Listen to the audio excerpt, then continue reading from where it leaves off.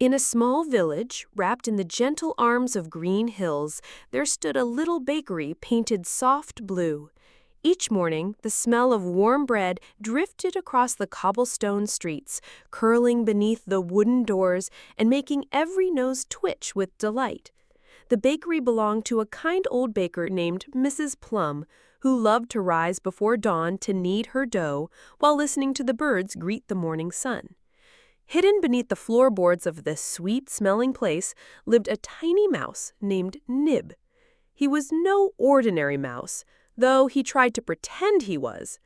Nib had fur as soft as flour and bright, curious eyes that gleamed with longing each time a loaf of bread emerged golden from the oven. More than anything in the world, Nib adored baked goods. He loved the crackling crusts, the sugar-sparkled tops, and the way warm rolls felt in his paws. Yet his fondness for these treats often turned into something heavier, something that curled around his heart and made it ache with wanting. He was greedy. He was not always this way. Once, when he was a very young mouse, Nib was content with crumbs and bits of cheese. But as he discovered the wonders of the bakery, a hunger grew in him that no nibble could satisfy. Each night, when Mrs. Plum swept the floor and blew out her lamps, Nib crept from his secret tunnel and climbed onto the shelves. He never took just one bun. He would gather as many as he could carry, sometimes dropping little cakes and cookies along the way. The more he collected, the more he felt he deserved. The more he tasted, the more he hungered. Still, no one knew about Nib's nightly adventures. To Mrs. Plum, the missing pastries were a puzzle she could never solve. She would stand with flour-dusted hands on her hips, frowning at empty trays and broken crumbs. Perhaps she thought the village children slipped in to steal them, or maybe she blamed the crows who sometimes tapped at her window. But she never imagined a single mouse could be so determined. Nib had a tiny bed made of soft rags behind a loose board near the oven. Sometimes he would curl there, belly round with stolen treats, and feel a flutter of guilt. He knew Mrs. Plum was kind. He had seen her slip loaves to old Mr. Pepper when he could not pay, and give cookies to the children who came to watch her bake. But as soon as the scent of warm bread drifted to his nose, all his guilt melted away. He would tell himself he deserved it because he was small and hungry. He would whisper that it was not so wrong if no one caught him. Night after night, he repeated these words until they no longer felt like excuses, but truths. In the hush of darkness, with moonlight spilling across the flour-dusted floor, Nib believed he was clever and lucky. He believed he would never be found. Yet beneath all this believing, a quiet voice sometimes stirred. It reminded him that taking more than he needed did not fill the hollow in his chest. It only made it deeper. When the voice grew too loud, Nib would bury it beneath sweet crumbs and promises that tomorrow he would stop. But tomorrow always arrived with the same soft hunger and the same greedy pause. One evening, as the sun dipped behind the hills and painted the windows gold, Nib felt a thrill of anticipation. Mrs. Plum was placing her finest pastries on the high shelf, braided loaves with ribbons of honey, tiny pies filled with sugared plums, and golden buns brushed with melted butter. The smell alone made Nib's whiskers quiver. He pressed his nose to the crack in the floorboards and watched her work. When she finally turned down the lamps and shuffled off to bed, he could hardly wait to begin. The bakery seemed to glow in the moonlight. Every loaf looked more beautiful than the last. The quiet was broken only by the soft creaks of settling wood and the hush of Nib's eager breathing. As he crawled out of his tunnel, he told himself that tonight he would only take one bun, just one, enough to fill his belly, but not so much that Mrs. Plum would miss it. But when he reached the shelf and felt the warm crust beneath his paws, something inside him slipped loose. One bun became two, two became four. Soon Nib was building a little tower of stolen bread, each piece stacked higher than the last. His tiny heart pounded with delight and dread. The voice in his chest whispered warnings, but he did not listen. The hunger was louder. The wanting was stronger. He did not know that this night would be different, that the path he had chosen, step by greedy step, was finally leading to a place he could not escape. He did not know that before dawn came, everything would change. The tower of bread wobbled as Nib added another roll. He glanced around nervously. The hush of the bakery felt deeper tonight, like it was holding its breath. The moonlight painted silver shapes across the counters. Nib's whiskers twitched. A strange unease curled along his spine, but he shook it away. He was almost done. Just one more bun to make his collection complete. His paws stretched toward a sugar-glazed pastry. As he lifted it, he heard the tiniest sound, a breath of air moving where it should not. He froze, his heart hammering.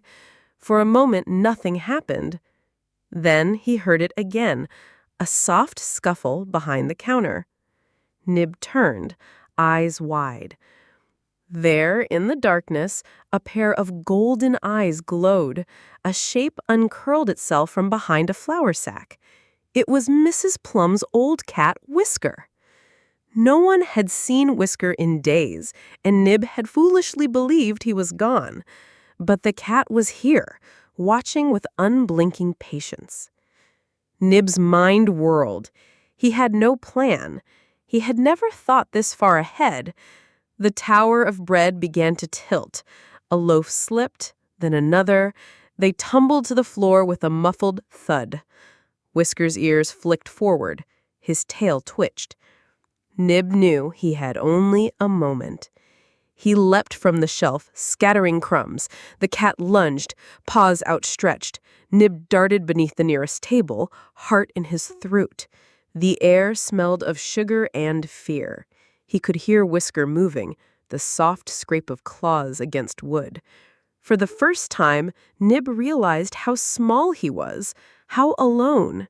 His greed had built a trap, and now he was caught in it. He tried to think. If he could reach the crack in the floorboards, he might slip away. But Whisker blocked the path, golden eyes gleaming. Nib pressed his back to the table leg, trembling. He thought of all the nights he had crept here, telling himself he deserved more. He thought of Mrs. Plum, her gentle hands shaping the dough. A shame heavier than any loaf settled on his heart. The cat took a slow step closer. Nib's whiskers drooped. He knew he could not outrun Whisker forever. His eyes darted to the window. It was high, but if he could reach the counter, he might jump to the sill. Another step, and Whisker's shadow fell across him. Nib's breath came in tiny gasps. He did the only thing he could. He ran. He bolted across the open floor, every nerve singing with fear. Whisker hissed, claws skittering on the boards. Nib reached the counter and scrambled up, claws digging into the wood. He heard the cat leap behind him. For a heartbeat, he felt the brush of whiskers against his tail. But then he reached the windowsill. With a desperate push, he hurled himself into the darkness. The night air slapped his face as he fell. He landed hard in a barrel of flour, sending a white cloud billowing into the sky. He coughed, blinking powder from his eyes. Whisker peered down from the window, tail lashing. For a long moment, they stared at each other. Then the cat turned away, vanishing into the bakery's shadows. Nib climbed from the barrel, heart aching. The village was silent. Stars glimmered above, cold and distant. He looked back at the warm glow behind the bakery windows. Once, he had believed those lights belonged to him, that the bread, the cakes, the pies were his for the taking. Now he felt the weight of every stolen crumb. The truth pressed against his chest until he could hardly breathe. He did not return to his hidden bed. He did not creep back for one last bite. He turned away from the bakery, whiskers drooping, and walked into the darkness. His paws left tiny prints across the flour-dusted yard, a quiet trail of regret. Nib did not know where he meant to go. He only knew he could not stay. The wind moved around him in soft sighs, carrying the faint scent of hay and earth. His heart was heavy, but beneath the shame, a thin thread of relief glimmered. At last, he could not pretend anymore. The hunger that had driven him, the greed that had blinded him, could no longer hide in darkness. He wandered beyond the village, across the fields where tall grass swayed. Each step felt strange, as though he were learning to walk all over again. Without the promise of stolen bread to guide him, he felt smaller, but also somehow lighter. At dawn, he reached the edge of a small orchard. Dew clung to the grass, and the trees wore crowns of golden light. Nib found a hollow beneath an old apple tree and curled there exhausted.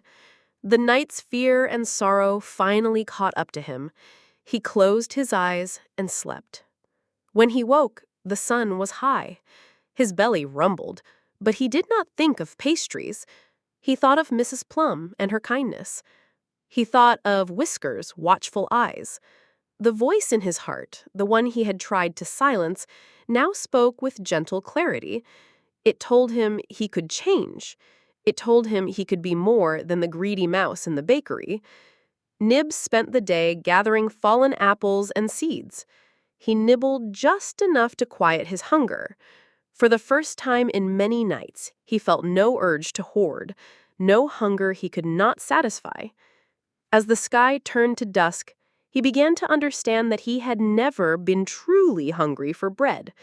What he craved was belonging, the warmth of honest living, and the peace of a clear heart. With this thought, he knew he must go back, not to steal, but to make things right. When the stars bloomed in the sky, Nib crept through the village streets. His paws were steady. His heart, though nervous, beat with quiet resolve. He slipped into the bakery yard and climbed to the window where Whisker had watched him. The cat was there, waiting. Their eyes met. Nib bowed his head, offering no excuse. Whisker blinked slowly, then turned aside. Nib climbed down and found the crack in the floorboards. He slipped inside one last time, heart fluttering. Mrs. Plum was already awake, rolling dough on the counter. She paused when she saw the small shape emerge from the shadows. Nib stepped into the light. He held out a single apple seed, the only gift he could offer. Mrs. Plum looked at him, her eyes soft with surprise. For a long moment, neither moved. Then she smiled. It was a small smile, but it warmed the chill inside him. From that morning on, Nib no longer stole. He found a corner of the bakery where he could stay as long as he helped keep it tidy. He swept crumbs and gathered flour sacks. Mrs. Plum left him a tiny crust each day, and Whisker watched over him with quiet tolerance.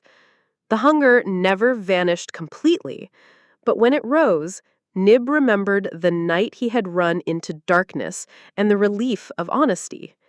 He learned that taking more than one needed could never fill the heart. Only kindness and gratitude could do that. So each morning, as the sun painted the bakery gold, he woke with a light heart, ready to begin again.